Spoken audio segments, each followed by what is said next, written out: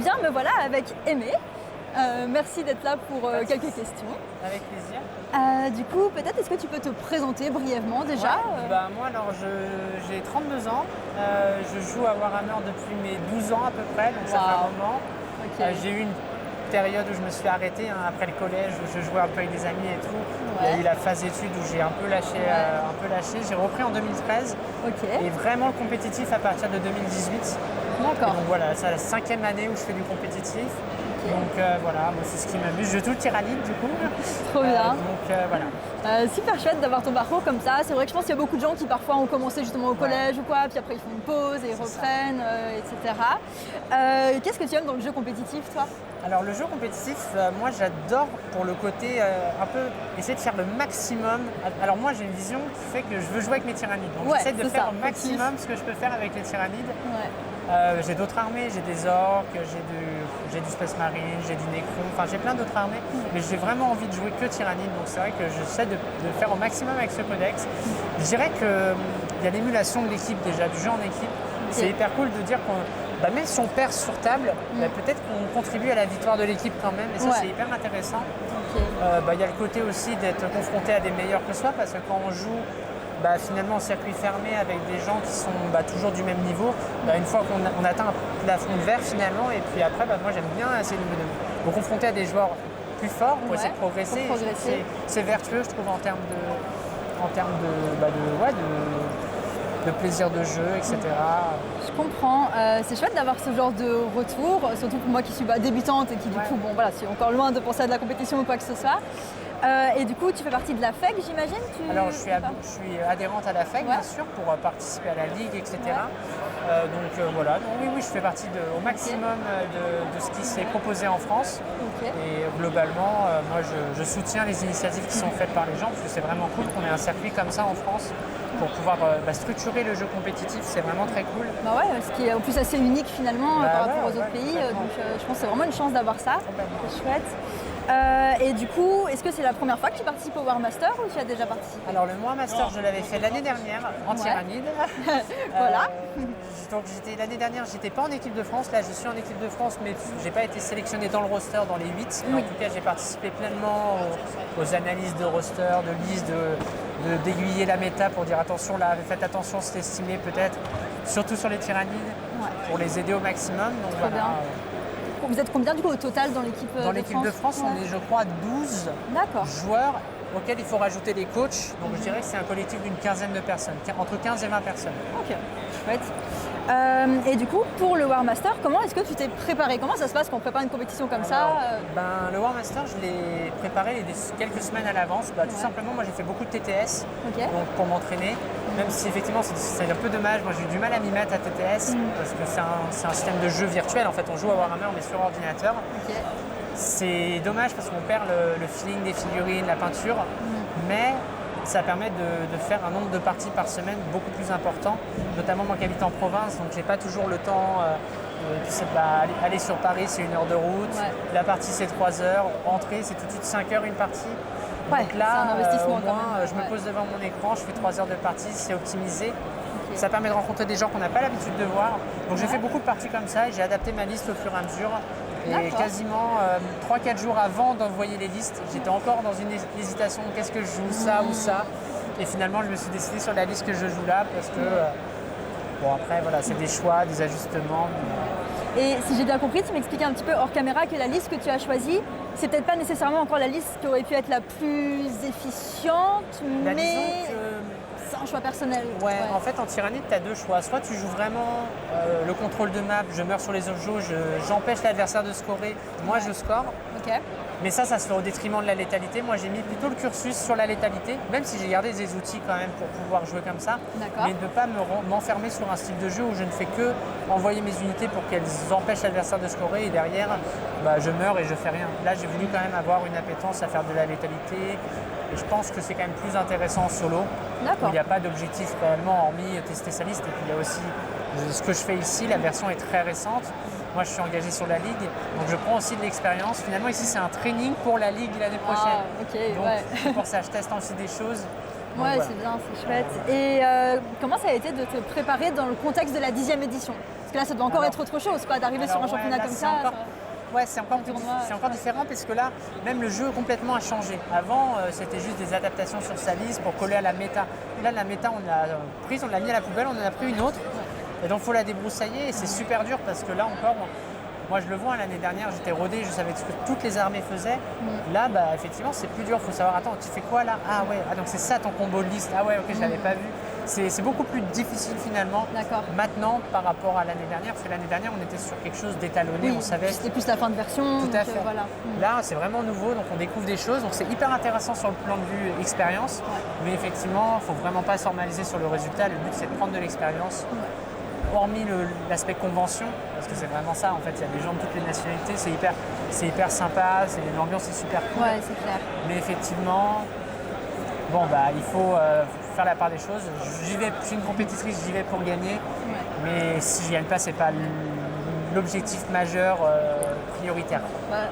C'est chouette d'avoir ce genre de retour parce que tu vois, j'ai interviewé quelques personnes et il y a vraiment des profils assez différents, mais j'ai l'impression que peut-être si on ne connaît pas trop, ça peut fort impressionner les compétitions comme ça ou le jeu compétitif, mais il y a aussi avant tout, en fait, on est là pour s'amuser, pour rencontrer des gens aussi, et ça je trouve ça hyper marquant dans cette communauté, et même moi qui suis débutante, tu vois, dedans, ça fait du coup 1 an que je rencontre plein de gens différents et je me dis il y a un super état d'esprit et c'est hyper riche. C'est cet aspect un peu convention dont je parlais, c'est qu'en fait les gens sont cool, les gens sont là pour se marrer. Je pense qu'il y aura très peu de problèmes. En tout cas pour le World Master, il y aura très peu de problèmes de fair play, de choses comme ça. Les gens sont vraiment très cool. Il n'y a pas de souci à ce niveau-là. Et c'est vrai que ces tournois-là sont vraiment cool pour ça. Parce que les gens sont là pour passer du bon temps et pas spécialement juste performer. Donc ça, tout l'aspect qu'on pourrait retrouver en équipe. Après en équipe ça sera différent. Ça va être parce qu'il y a le collectif, il ne faut pas décevoir. Donc là c'est un peu plus difficile. Il y a peut-être encore plus de pression. Exactement, il y a plus de pression. Alors que là il n'y en a vraiment pas. Donc c'est quand même bien. Et du coup, là pour le World Master, est-ce que tu as des objectifs particuliers en termes de classement? Tu t'es dit tiens j'aimerais bien faire ça comme résultat? Je dirais que si je fais un premier tiers dans le classement, ça sera très bien. Voilà. Après si je fais en dessous, ce sera un peu moins bien, mais il n'y a pas de pression. Voilà. En dessous de la moitié, ça me ferait bizarre. Un premier tiers, je considère que c'est ok. Je crois qu'on est 200 et quelques. Si je suis dans les 70 premiers, ça va. Ouais, vous êtes pas loin de 300, donc c'est oui, on est 300. Ouais, je crois. Vous les atteignez pas, mais je crois que c'est plus près des 300 que des 200. Ah, ok. On va dire que si je fais dans le top 80, ça veut dire que j'aurais réussi mon truc. Si je fais en dessous, ça sera un peu décevant, mais il n'y aura pas mort d'homme, c'est pas grave. Chouette. Et du coup, au-delà de ça, tu expliquais que tu joues Tyrannide et tu as lancé une chaîne YouTube autour des Tyrannides. Est-ce que tu veux nous en parler brièvement? Oui, en fait, j'ai fait je me suis dit, il y avait beaucoup de gens qui me demandaient Tyrannide des questions. Et en fait, je me suis dit, pourquoi pas faire une chaîne où ça serait de la diffusion à un peu large spectre pour que les gens puissent avoir mes ressentis plutôt qu'expliquer à plusieurs personnes à chaque fois. La question. Et en fait, je constate que ça marche bien. Les gens sont trouvent ça cool. Alors, c'est très compétitif pour le coup. Mais j'essaie d'avoir aussi une approche un peu, notamment il y a 2 sortes de contenu. Il y a le contenu compétitif et il y a le contenu vraiment Tyrannide global où j'essaie d'expliquer ce qui peut marcher, ce qui peut mal marcher. Après, là, notamment, par exemple, j'ai fait une vidéo sur l'analyse de ma liste. Donc, j'ai expliqué pourquoi j'avais pris telle ou telle chose, etc. de manière très compétitive. À l'inverse, là, il y aura une vidéo après qui sortira après le War Master pour expliquer toutes mes parties. Et là, ça se veut vraiment beaucoup plus pour que les gens comprennent, apprennent potentiellement les tricks qui sont possibles en Tyrannide. Ou à l'inverse, à quel truc je me suis fait avoir pendant le War Master, enfin ce genre de choses. Et je fais aussi pas mal d'analyse du contenu de jeu, les règles, des choses comme ça. Donc voilà, pour l'instant ça m'amuse. Trop bien, c'est super intéressant. Puis il y a une dimension hyper pédagogique, ça peut s'intéresser quand même à plusieurs types de personnes, je pense. Et du coup, ta chaîne, c'est La Ruche d'Aimé. La Ruche d'Aimé, tout simplement. Ok, trop bien. N'hésitez pas à aller voir ça, si ça vous intéresse, que vous aimez bien les Tyrannides. Moi j'aime bien les Tyrannides. J'avais d'ailleurs commencé des Tyrannides pendant la V10. Pour l'instant, je joue Sort de Bataille et un peu de Necron, mais les Necrons, en fait, je les ai surtout pas, plus que jouer. Mais voilà, ça va venir. Et alors, une autre question pour toi qui change un petit peu. Du coup, j'ai l'impression qu'il y a peu de filles dans la compétition. Voilà. Je ne sais pas si tu as une analyse sur ça, quelque chose. L'analyse, je pense qu'elle est assez simple. Déjà, je pense que le Warhammer 40 000, c'est un jeu qui est très masculin par l'identité des figurines, parce qu'en fait, pour le coup, je regarde un peu AOS, et AOS, je trouve que c'est un côté beaucoup plus magique, fantastique, qui a tendance à plus attirer les femmes, là où le jeu Warhammer est beaucoup plus dark et aura plus un côté masculin. Donc ça, je pense, c'est la première chose. Et la deuxième, je pense que le jeu compétitif, c'est aussi, pour ce qui est du wargame, plus un univers de garçons, voilà. Maintenant, moi, je sais que j'ai jamais eu aucun problème vis-à-vis de ça, enfin, je veux dire, les gens sont cool. Dans mon équipe, tout le monde me connaît. Bon, maintenant, dans la communauté française, je suis quand même un peu connu. Bah ouais, c'est clair. Maintenant, je pense qu'il y a plus de femmes dans AOS que dans Warhammer 40 000. Ok, c'est intéressant. Et je pense que de manière générale, les femmes sont peut-être un peu plus orientées vers la peinture et donc moins sur les conventions, etc., ce genre de choses. Voilà. Donc moi, j'aime bien le jeu, mais j'aime bien peindre aussi. Ouais, tu peins aussi. Ouais, je peins. J'adore peindre, donc c'est pour ça que je rachète plein de tyrannides à chaque fois quand j'ai fini. Je rachète. Bah ouais. Donc voilà. Ah, c'est cool. Ouais, c'est intéressant d'avoir cette analyse. Moi, je suis assez nouvelle dedans, donc pour l'instant, je me rends pas trop compte, tu vois, non plus. C'est vrai que dans les endroits où je vais, donc plutôt en club très local, tu vois, dans les boutiques et tout, il y a plus il y a un peu moins de joueurs féminines, on va dire, mais voilà, c'est pas non plus que des mecs tout le temps. Et donc c'est assez chouette. C'est même pas des questions que je me suis posées avant, c'est vrai, tu vois, parce que je connaissais un petit peu la communauté de loin avec mon cousin qui jouait, etc. Mais la commune est hyper bienveillante à ce niveau-là, donc il n'y a vraiment pas de souci. Je trouve ça vraiment cool aussi. Et peut-être c'est une dernière question pour finir. Est-ce qu'il y a un moment dans la semaine du WTC là, que tu attends avec plus d'impatience, que tu préfères, ou quand tu avant de venir tu te dis j'aime bien ce moment-là c'est triste à dire, mais la veille en fait, de dire qu'est-ce qui va se passer, qu'est-ce que je vais affronter, comment ça va être, est-ce que les parties vont être cool. Moi il y a aussi l'anglais, je parle pas hyper bien anglais, je joue à Warhammer, je parle le 40K anglais quoi. C'est-à-dire que je sais faire une partie. Maintenant, typiquement, voilà, si je veux faire une interview en anglais, c'est difficile. Je ne suis pas du tout fluide en anglais. Et ça, c'est un truc que, du coup, j'ai toujours une certaine appréhension de me dire, si jamais je tombe sur quelqu'un et je ne comprends rien de ce qu'il me dit, en fait, c'est ni agréable pour moi parce que forcément, il y a un moment où ça va poser problème, ni pour le joueur. C'est dérangeant de gâcher un peu l'expérience parce qu'on a une lacune en anglais. Pour l'instant, c'est jamais arrivé. J'arrive toujours à baragouiner, à me faire comprendre. Mais il y a cette petite inquiétude parce que tu te dis, mais est-ce que je vais réussir à m'en sortir? Bon, pour l'instant, ça va.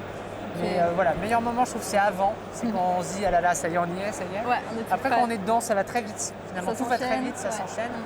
Et après, moi, je repars parce que pour plein de raisons financières, familiales, j'ai pas pu rester pour le War Master, le WTC. Mais je pense que c'est aussi une super ambiance de voir les équipes et tout. Ouais, j'ai hâte de voir ça. Ça, je pense que ça va être très cool aussi à faire, mais là, moi, je pouvais pas tout faire. Il faut faire des choix. Moi, je viens 3 jours pareil sur la semaine, pour filmer, donc on peut pas tout faire. Et j'ai oublié de te le demander là parce qu'on en a parlé un peu en off avant, mais du coup, comment ça s'est passé tes 2 premières games là? Alors, ma première partie, j'ai joué contre un joueur Thousand Sun, donc j'ai vraiment joué mon jeu en mode je reste sur des objets, j'attends. Et si tu prends pas de risque, moi je vais gagner. Une petite victoire, mais je vais gagner de manière quasiment mathématique. Donc il a pris des risques. Et du coup, c'est là que j'ai pu le contrer. Et en fait, du coup, ça a ouvert la partie, j'ai pu le sanctionner. Donc j'ai gagné 16-4. Et là, j'ai perdu 14-6 contre un Custodes. Le match est très compliqué parce que le scénario oriente à aller vraiment vers l'avant. Et moi, vu que j'ai pas assez de ressources à envoyer vers l'avant, je suis obligé d'envoyer des unités un peu chères. Et je peux pas jouer mon jeu d'attente parce que si j'attends, il va venir emmener les objets chez moi et je ne scorerai pas de primaire. Et si on ne score pas de primaire dans ce jeu, on perd. Donc je suis obligé de m'exposer et à ce jeu-là, le Custodes est meilleur. Donc là, c'était vraiment compliqué cette partie. Le scénario et l'adversaire étaient compliqués en termes de jeu. Ok. Et du coup, il te reste une game ce soir. Une game là et 3 demain. Et 3 demain. Donc 4 parties encore avant demain. Donc ça va être. Il faut essayer de s'économiser. C'est ça, c'est un sacré rythme à tenir quand même. C'est un sacré rythme, Donc là, je vais essayer de prendre le temps avant la dernière partie, manger un truc, boire, et puis après on verra. Demain bien dormir, ce soir bien dormir, et demain dernière ligne droite, et après c'est les vacances, on peut se reposer un peu. Très bien. Écoute, je te souhaite bon courage pour la suite, et puis merci d'avoir pris le temps pour ces quelques questions. Avec plaisir. Et puis à bientôt. Bye tout le monde.